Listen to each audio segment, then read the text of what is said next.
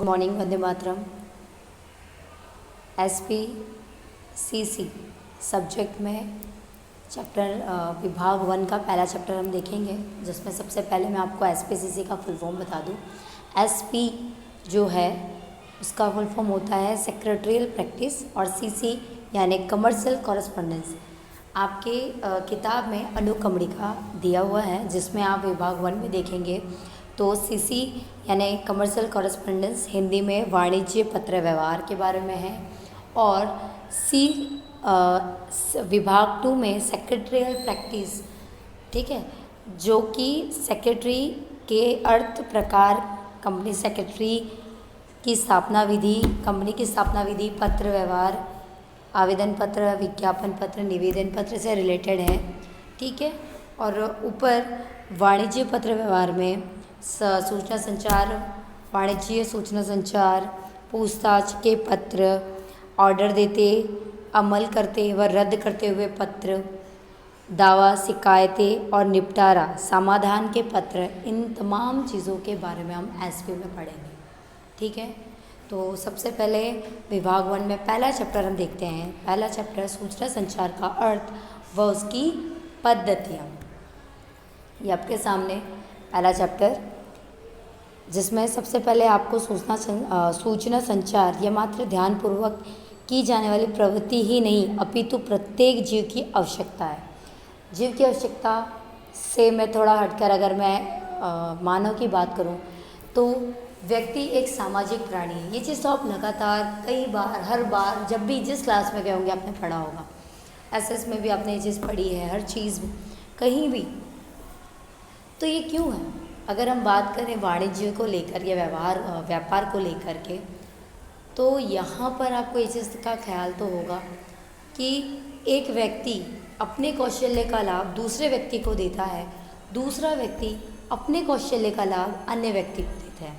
अब कौशल्य यानी उनके स्किल की मैं बात करूँ कि किसी भी व्यक्ति को जो भी उसके पास जो भी स्किल होगी उसका लाभ वो अन्य व्यक्ति को देता है। व्यापार की अगर मैं बात करूँ तो व्यापार में कार्य करवाने वाला कर्मचारी व्यापार चला सकता है, उसके पास ये कौशल्य है जिससे वो व्यापार की शुरुआत करता है, परंतु उसके नीचे काम करने वाले व्यक्ति अच्छा काम कर सकते हैं, ऐसी स्किल उनके पास है, इसके लिए वो वहाँ पे कार्यरत होते हैं। वो और अच्छा काम कर सकते हैं तो और अच्छे पद्धति से अपना कार्य करेंगे, जिससे वो आगे के कौशल्य को सीखते जाएंगे और आगे के लिए अग्रसर हो जाएंगे। लेकिन कहीं ना कहीं वो एक व्यक्ति से दूसरे व्यक्ति को लाभ देते हैं, दूसरा व्यक्ति अन्य व्यक्ति को लाभ देता है अपने कौशल्य का, और यही एक माध्यम होता है। जब वो ऐसा कार्य करता है तो एक व्यक्ति दूसरे व्यक्ति को सूचनाओं का आदान प्रदान करते हैं, सूचनाओं का संचार करते हैं। कहीं ना कहीं एक व्यक्ति अपनी बातों को, अपने मंतव्यों को दूसरे व्यक्ति तक प्रसार करता है, और दूसरा व्यक्ति उस व्यक्ति की बातों को सुनकर, उनके मंतव्यों को सुनकर प्रतिभाव देता है। तो ये सारे माध्यम सूचना संचार में होते हैं, ठीक है। तो सूचना संचार का जो माध्यम है वह विशिष्ट प्रकार की शैली, कौशल योग्य माध्यमों पर आधारित है। सूचना संचार के आदान प्रदान के लिए जो प्रक्रियाएं हैं, वह प्रक्रिया सूचना संचार की प्रक्रिया के रूप में जानी जाती है। मतलब एक व्यक्ति अपने सूचनाओं को अन्य व्यक्ति के प्रति आदान प्रदान कर रहा है, तो वह सूचना संचार कहलाएगा। इंग्लिश में कम्युनिकेशन वर्ड यूज़ किया जाता है, जो कि कम्युनिकेयर लैटिन भाषा के शब्द से है। यह कम्युनिकेयर जो लैटिन भाषा का शब्द है, इसी पर से अंग्रेजी में कम्युनिकेशन शब्द बना है। ये आपके स्क्रीन पे दिख रहा होगा, मैंने अंडरलाइन किया है। लैटिन भाषा कम्युनिकेयर पे से ही ये कम्युनिकेशन वर्ड बना है, जो जिसे अंग्रेजी में कम्युनिकेशन कहते हैं, ठीक है। तो आगे बढ़ते हैं। इस शब्द का अर्थ बांटना, टू शेयर, विनिमय करना अथवा तो एक्सचेंज करना, लेन देन करना अथवा तो पार्टिसिपेट करना। मतलब हम हमारी सूचनाओं को शेयर करते हैं, एक्सचेंज करते हैं अथवा तो पार्टिसिपेट करते हैं, जिससे एक व्यक्ति अपने मंतव्य को अन्य व्यक्ति के तरफ प्रसार करता है, सूचना का संचार करता है। ठीक है, आगे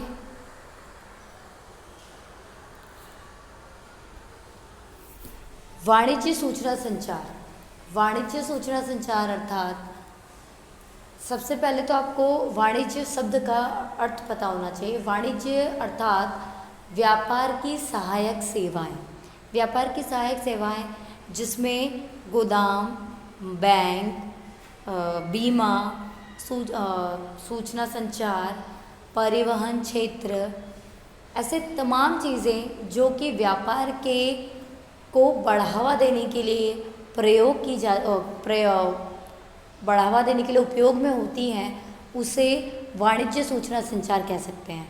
क्योंकि वाणिज्य जो है वो व्यापार को सहायक होती है, उनको बढ़ावा देने के लिए उपयोग में आती है। जैसे अगर आपने किसी वस्तु के लिए ऑर्डर किया, तो वह ऑर्डर किसके माध्यम से आप उस ऑर्डर करोगे, तो कम्युनिकेशन करना पड़ेगा, सूचना संचार होगा पहला। दूसरा, आप उसको जब पैसे का भुगतान करोगे तो वह भी बैंक के माध्यम बैंक के ही जो भी माध्यम होंगे उनके थ्रू ही करोगे, तो बैंक का उपयोग हुआ। मान लीजिए माल सामान एक जगह से दूसरी जगह जा रही है, तो माल सामान के रख रखाव के लिए गोदाम चाहिए। फिर आप माल सामान रख रखाव कर रहे हो तो आपको उस माल पर बीमा कराना होगा, तो बीमा कराएंगे। एक जगह से दूसरे जगह माल सामान ले जाने लाने के लिए परिवहन क्षेत्रों का यूज़ करेंगे।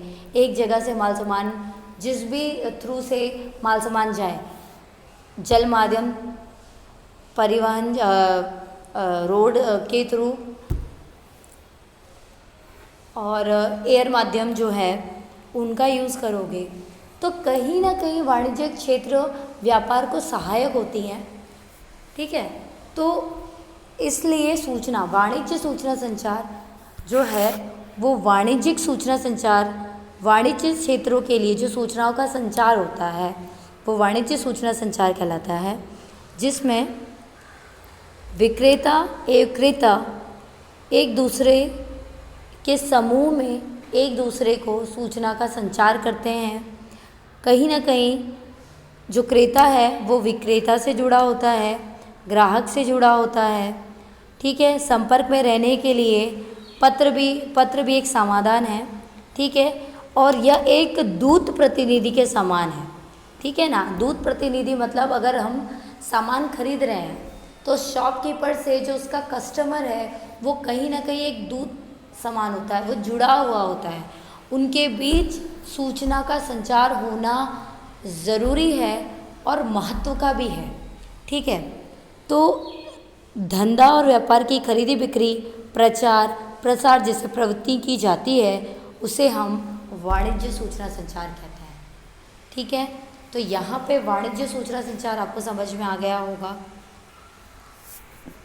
आगे हम सूचना संचार की जो प्रक्रिया है उसको हम पढ़ेंगे आगे के वीडियो में, आगे के मीटिंग में हम इस टॉपिक को लेंगे। तब तक के लिए धन्यवाद।